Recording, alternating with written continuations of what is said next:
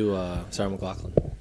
I'm gonna be really sad. Just like the piano. And I will remember you. Is that song? Great. How's everybody doing out there? And welcome to the Hangover Sports, the Hangover Fantasy. What do we want to call this? I think the Hangover Fantasy Football Sports Radio Show podcast. Spectacular. Bonanza. And just so, if anybody doesn't know out there, the Hangover name comes from my college radio show. So shout out to my guys who are on that with me. So we're continuing it. It lives on with this. So we're going to be bringing you this podcast. Like Ryan said, it's going to include some NFL highlights, some of our picks for our teams, and also what's very hot right now this time of year, and that's fantasy football. So we're going to be giving you our picks of what guys you should be selecting for your teams on that upcoming week. It's going to come out every Tuesday night, Wednesday morning, so you'll be just in time to set your rosters for the Thursday night games once those start piling in, and you'll be ready to go. So that's us. So subscribe to our YouTube channel, youtube.com/theaveragenobodies, to get this podcast / type of video every week, and we'll go from there. And hopefully we can teach you some things, and you can teach us some things. Comment below. Yeah, that's the goal. Create a little community. A lot of people do fantasy football. Then you have your ESPN, your Roto World, all those places you can go to. But we wanted to try to create something with, our views on certain players and certain drafts, and just kind of get a commentary going. We want you guys to comment on the videos, on our Twitter, our Facebook, all that stuff. So that's kind of the goal of this. Now, the reason it is a fantasy football podcast, video podcast. So what we really want to do now is, since the league doesn't start for another 9 days, is just kind of go into the different type of leagues that we'll be doing or you could possibly be doing. Yeah, we'd like to get anybody this episode especially. We want to kind of target this towards some new people that want to get into. You want to get into fantasy football. You want to know what it's about, but you're a little nervous to get started. You don't know what's going on. We're going to highlight the basics, the very basics. And for those of you that are already fantasy football players, stick around, and we'll talk to you about naming your team and maybe some players to build your 2014-2015 team around. We have that knowledge right up here. It's somewhere up there. And if you think we're idiots, again, comment below. Let us know if you think we're idiots. You're probably not wrong. If I'm going to pick Johnny Manziel in the first round, and you think that's a stupid move, then you tell me in the comments below. I'm not going to do that, but you know what I mean. That's exactly. So let's get started with it. What is fantasy football? So fantasy football is very basic.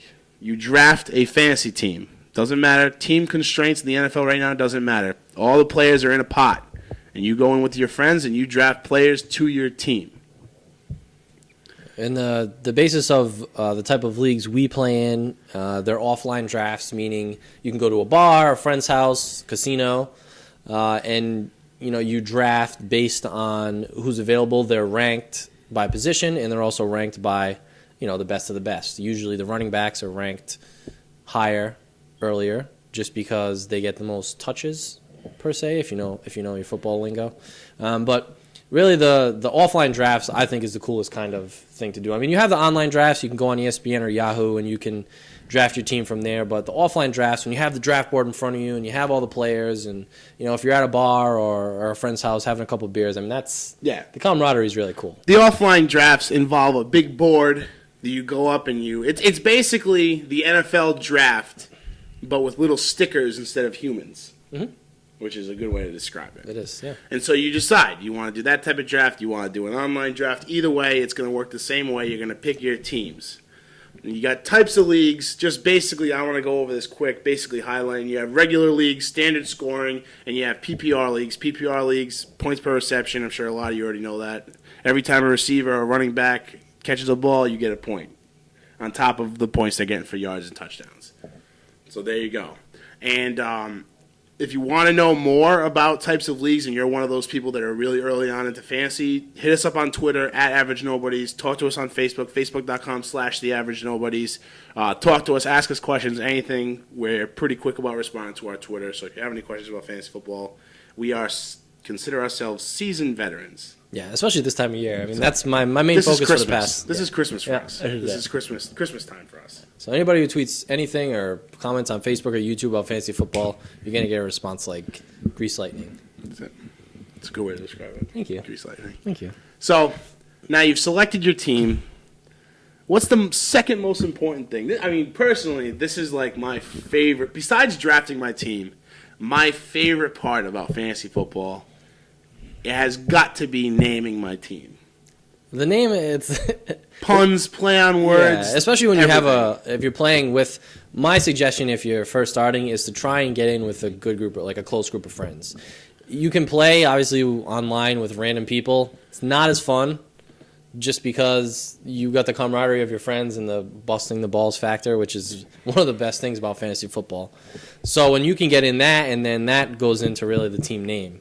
Where some people see, what I'm not a fan of is people using like a player that they drafted, like, you know, let's say that you As their team name, like Yeah. basing it around it. like you draft LeGarrette Blount, you know, to say, and you do, you know, it's like you somehow incorporate weed, like, you know, blunts and hose, or I don't know why that would be the name of it, but you know what I don't know. That's not creative to me. It's like Victor cruising down the highway. I mean, it's not. I don't know. I do enjoy team names named after players, but I don't specifically think that you need that player on your team. That's how I like to look at it. Think outside the box.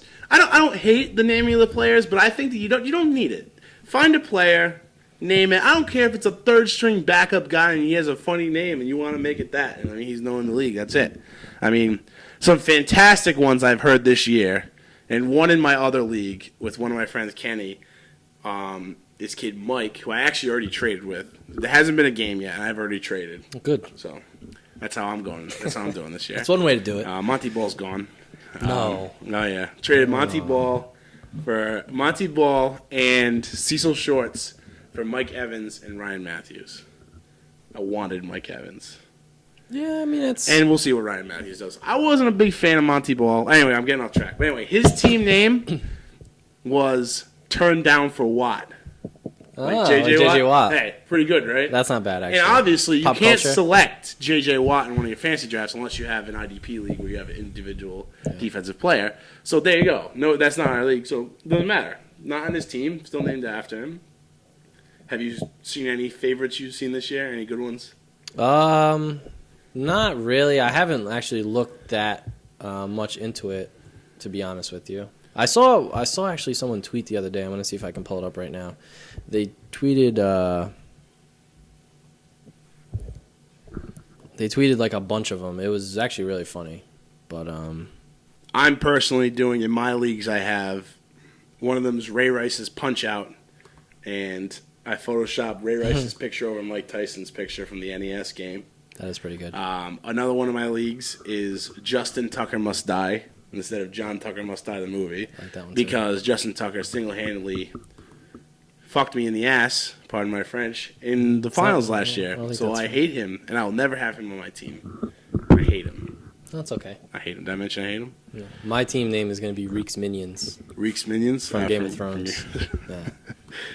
I mean, that's playing, you know, naming your team is... Sorry, that's my Ferrari outside. Naming your team is a lot of fun. I'm actually going to see if I can...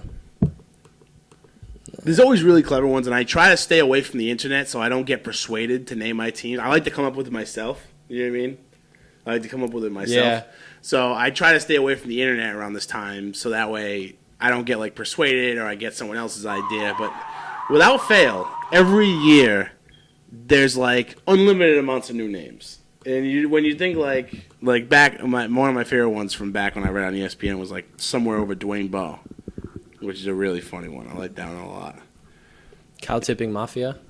Cow tipping my. These are just like random names. This is going to Ertz. Okay. Zach Okay. Ertz. Ladies and Edelman. Ah, that's a good one. That is a good Ladies one. and Element is a really good one. Cabernet Sauvignon.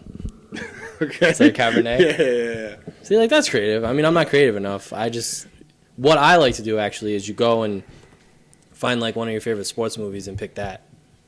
That's a cool one, too. I know Derek, Yeah. my friend Derek did Permian Panthers, which is the Friday Night Lights He actually told team. me that's his strategy. He goes on a website that has thousands of fake sports names from movies, Yeah. sports movies, and Well, picks them. That's a strategy. He needs thousands because he changes his name every week by week. Please, if you pick a good name, don't change your name week by week. When you pick your name, stick with your name. Stick by your name. Your team is going to get confused. You're changing your name every week. Everybody's going to get confused in your league, and no one's they're going to keep track of your changes, and you're going to look like a fool. Don't change. Don't be a flip-flopper.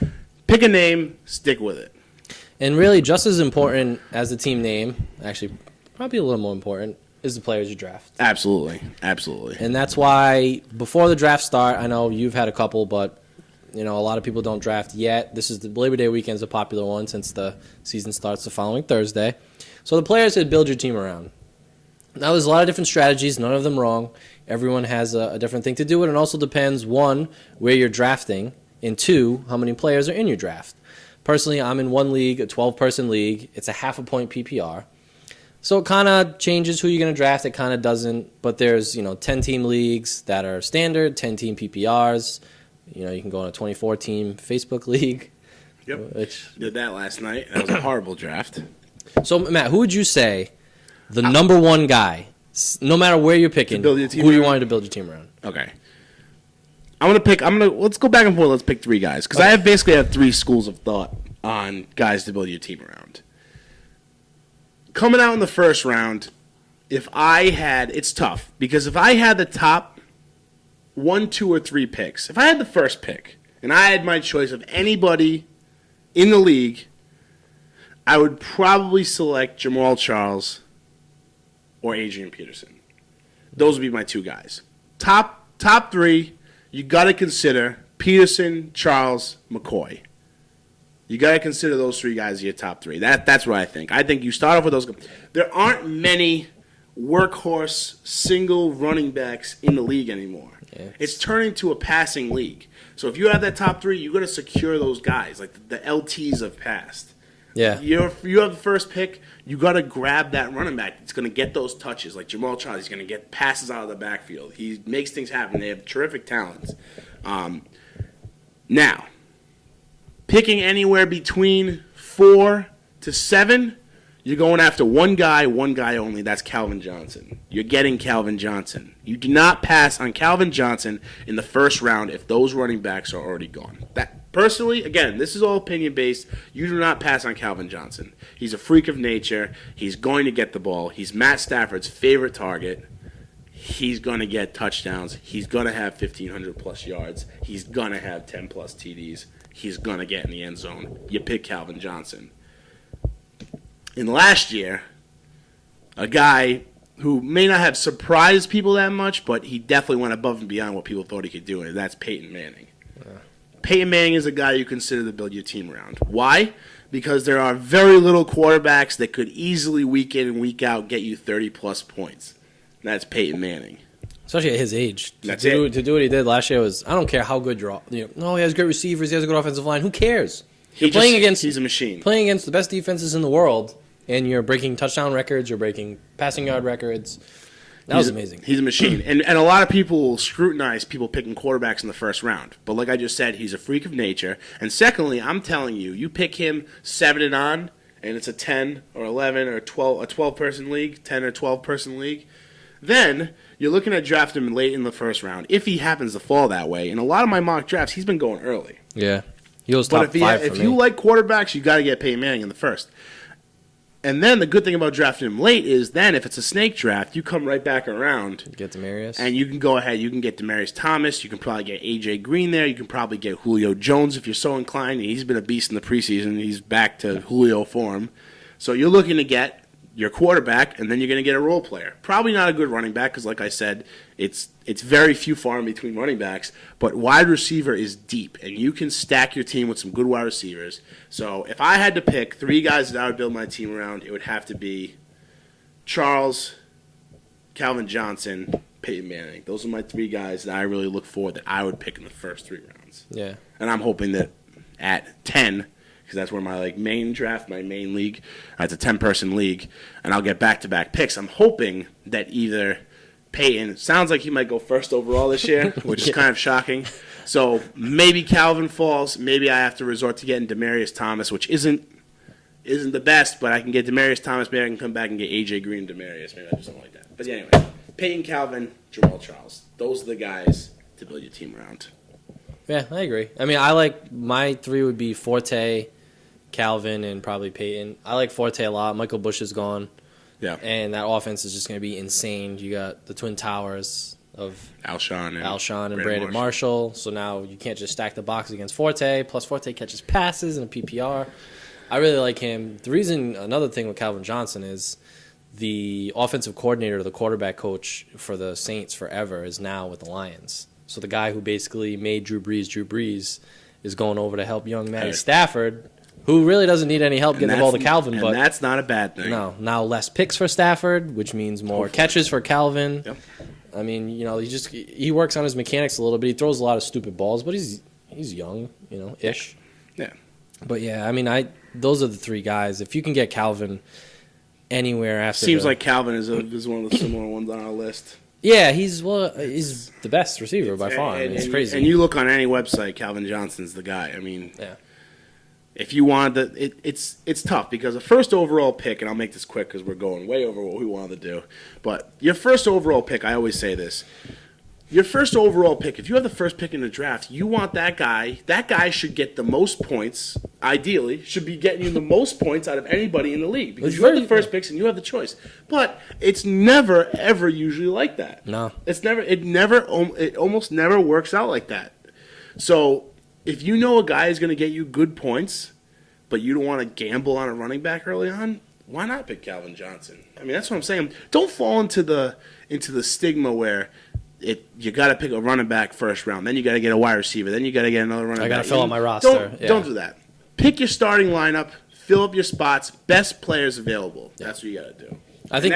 And that's what I've done. And again, I've never won a fantasy championship, and I'm not going to go there. But I've had some success in my fantasy career, and you gotta fill your team up with studs. Absolutely. Pick your starting lineup. The best advice that I think we can give is the rankings are a guideline. Don't just pick because someone's there. Don't be a ranking slave. Pick who you think is going to get you the most points. Don't matter if you already have, two good wide receivers. I mean, obviously you don't want to go overboard to the extreme where you're in the 8th round and you don't have a running back. But it's really fantasy football is a fun, simple game. And my favorite part of it is you're watching teams you usually maybe wouldn't care about. I'm a 49er fan. Matt's a Bucs fan. But I'm watching Carolina and the Patriots, and usually a game I wouldn't give a shit about. All of a sudden I have Tom Brady. All of a sudden I have the Panthers defense. So it's kind of a cool way to invest yourself in football is a fun sport to watch anyway. So that's probably going to conclude it for our first ever Hangover Sports Radio podcast show, Bonanza Extraordinaire. Extravaganza. We'll work on the name. We'll come up with a solid name for next week. And next week we'll really dig into first week matchups. We'll talk more about fantasy because by then we'll have our teams. Maybe we'll go over our teams by then. I think we can talk about teams because Ryan will be doing a PPR. Mine's a non-PPR, so maybe we can talk about what we did and who we got in certain rounds. And so until next week, this has been the Hangover Sports Fantasy Podcast Video Extravaganza. Happy drafting.